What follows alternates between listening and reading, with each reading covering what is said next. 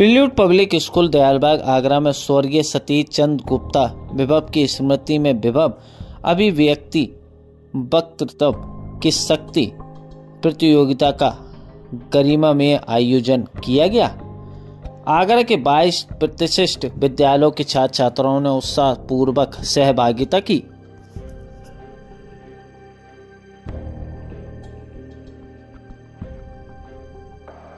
गुप्ता निदेशक। आज मेरे पिताजी की दूसरी पुण्यतिथि, जिसमें कि हमने वक्तव्य की शक्ति में, क्योंकि उनका शुरू से ही हिंदी और इंग्लिश में बहुत कमांड था और हमारा परिवार उनसे बचपन में सारे ऐसे लिखवाना या कभी भी कुछ बोलना, तो वो सब हमारे पिताजी ही हमसे कराते थे और हम उनसे करवाते थे। आज कल के जो 25 प्रतिभागी थे उसमें से 11 चुने गए थे और 11 में से 5 प्रतिभागी चुने गए, जिसमें 2 को सांत्वना पुरस्कार 5100 रुपये का, तृतीय को 11,000, द्वितीय को 21,000 और प्रथम बच्चे को 31,000 रुपये का पुरस्कार दिया गया। मेरा अपना सोच ये है कि हम हिंदी को जितना ज़्यादा आगे कर सकें तो हमारे विकसित भारत की वो ही पहचान होगी। और उसके साथ साथ बच्चों में जब तक कॉन्फिडेंस जब ही आएगा जब हमको किसी न किसी वक्तव्य में, किसी न किसी स्पीच में, किसी न किसी बोलने में, जब तक उनको कॉन्फिडेंस जब ही आएगा जब उनके हाथ में माइक होगा। बहुत बहुत शुभकामनाएं, बहुत बहुत आशीर्वाद। और आज जितने शहर के गणमान्य व्यक्ति आए, मेरे लिए उनके लिए बहुत बहुत मैं शुभकामनाएं और आशीर्वाद। मैं शारदा गुप्ता विभव परिवार की सबसे बड़ी वरिष्ठ सदस्य हूँ। इस समय सतीश भाई साहब के श्री चरणों में सादर नमन करती हूँ, भावपूर्ण स्मरण करती हूँ। भाई एक बहुआयामी व्यक्तित्व से थे। शिक्षा के क्षेत्र में, संगीत में 90 वर्ष की उम्र में तो वो खुद ही अपने संगीत को कंपोज करके खुद गाते थे।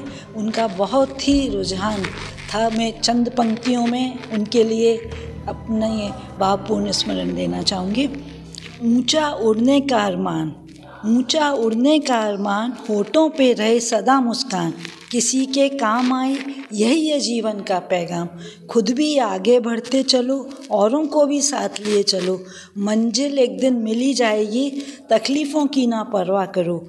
पंछी नहीं डरते उड़ने से, तुम भी ना जगत का खौफ करो। ना बन सको सूरज कोई बात नहीं, दीपक ही बनने का शौक़ रखो, दीपक ही बनने का शौक़ रखो।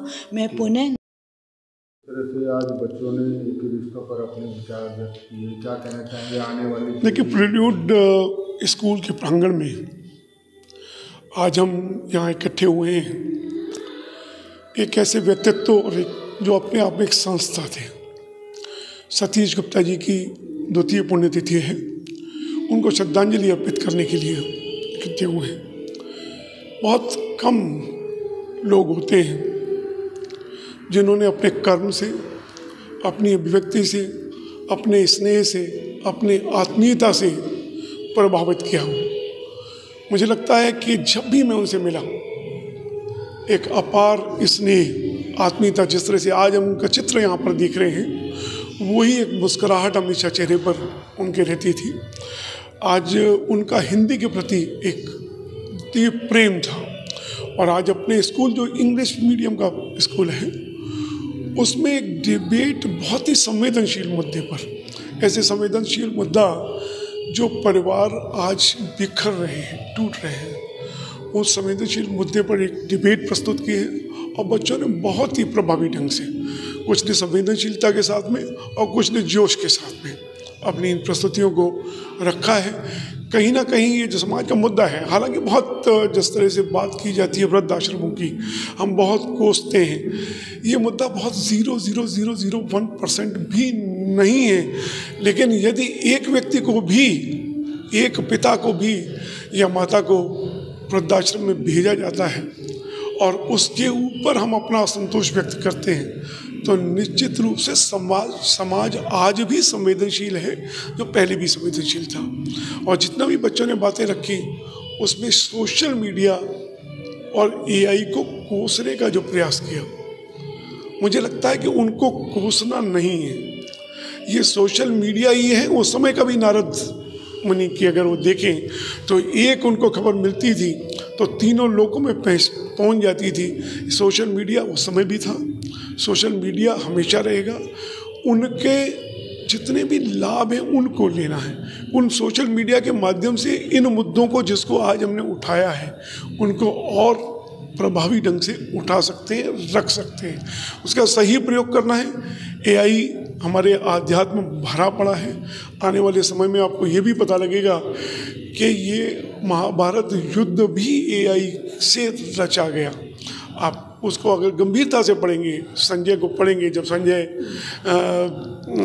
जब युद्ध समाप्त हुआ तो कुरुक्षेत्र के मैदान में पहुँचे तो वहाँ खून की रक्त की बूंद भी नहीं थी। तो ये अतीत का युद्ध नहीं है, ये हमारे जीवन का युद्ध है। इस तरह की सोशल मीडिया के माध्यम से आज हमको बहुत कुछ मिलने भी लगा है। और जिन गीता को हम पढ़ नहीं पाते, आज कुकू एफएम के माध्यम में चलते चलते सुनते हुए आत्मीय ढंग से सुन भी सकते हैं। उसे कोसों नहीं, अपने जीवन को अपने हिसाब से जीना है और सामाजिक मूल्यों का ध्यान रखना है। धन्यवाद। नाम और स्कूल का नाम बताइए। My name is Muskan Shalia from Sumit Rahul Goyal Memorial Senior Secondary School. आज यह जिस तरह से आज आपने रिश्तों पर एक अपने विचार व्यक्त किए, क्या कहना चाहेंगे इस विषय पर? कि पहले के समय ना परिवारों को बहुत इम्पोर्टेंस दी जाती थी, मतलब सबसे बढ़कर वही चीज़ होती थी। पर आज हम अपने आप में ज़्यादा सेल्फ फोकस्ड हो गए हैं और परिवारों को ग्रांटेड लेने लगे हैं। तो मेरा मानना ये है कि हमें बैलेंस रखना चाहिए, बहुत सेल्फ फोकस नहीं होना चाहिए। परिवार हमारी ज़िंदगी का बहुत इम्पोर्टेंट पार्ट है, तो हमें उनको भी वैल्यू देनी चाहिए। जैसे बच्चों को, आने वाले पीढ़ियों को किस तरह की सीख देना चाहेंगे? आने वाली पीढ़ियाँ बहुत भटक रही हैं, हम भी उसी में आते हैं, मतलब फ़ोन्स और स्क्रीन्स और दोस्ती वगैरह इन चीज़ों में हम बहुत ज़्यादा जा रहे हैं। पर पहली प्रायोरिटी हमेशा अपनी फैमिली को रखनी चाहिए, क्योंकि उनके लिए हम सबसे फर्स्ट होते हैं। इसके लिए आप मोबाइल को कितना दोषी मानती हैं? घर में होते हैं तो घर में सभी अलग अलग मोबाइल चला रहे हैं। नहीं, मोबाइल को दोषी हम नहीं कह सकते, दोषी तो हम ही होते हैं, क्योंकि मोबाइल अपने आप तो नहीं चलता, हम ही चलाते हैं उसे।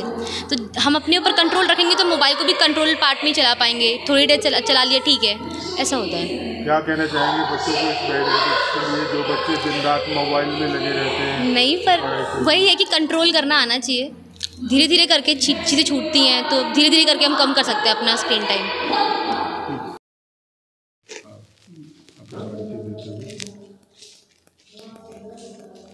हम लोग यहाँ पर आज आदरणीय स्वर्गीय सतीश भाई साहब की 2-3 स्मरण पर एकत्रित हुए हैं। जहाँ तक सतीश भाई साहब का सवाल है, वो एक ऐसे व्यक्तित्व थे कि जिनमें इनको याद करके ही आपको बहुत सी चीज़ें स्मरण हो आती हैं। मैं उन भाग्यशाली व्यक्तियों में से हूँ जिनका और मेरा उनका साथ लगभग 50 वर्ष से अधिक रहा है।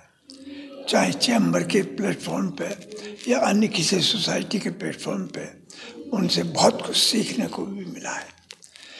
भाई साहब में सबसे बड़ी बात यह थी कि वो सबको प्यार करते थे, स्नेह देते थे, बच्चों में बच्चों की तरह मिलते थे, बड़ों से बड़ों की तरह में मिलते थे। और जहाँ तक उनका व्यवहार का सवाल है, सबको अपनापन से अपना बना लिया करते थे। मैंने अपने जीवन में ऐसे व्यक्ति बहुत कम देखे हैं कि जिनमें इतनी प्रतिभा हो, जिनके अंदर इतनी लेखन शक्ति हो, अच्छे वक्ता हों और समाज में आगे बढ़ाने के लिए हमेशा उद्यत रहे हो।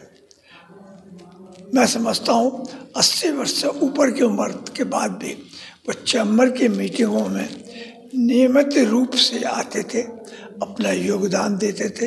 हालांकि उनकी सुनने की क्षमता कम हो गई थी, लेकिन मन उनका वही था जो एक 50 साल के व्यक्ति का होता है।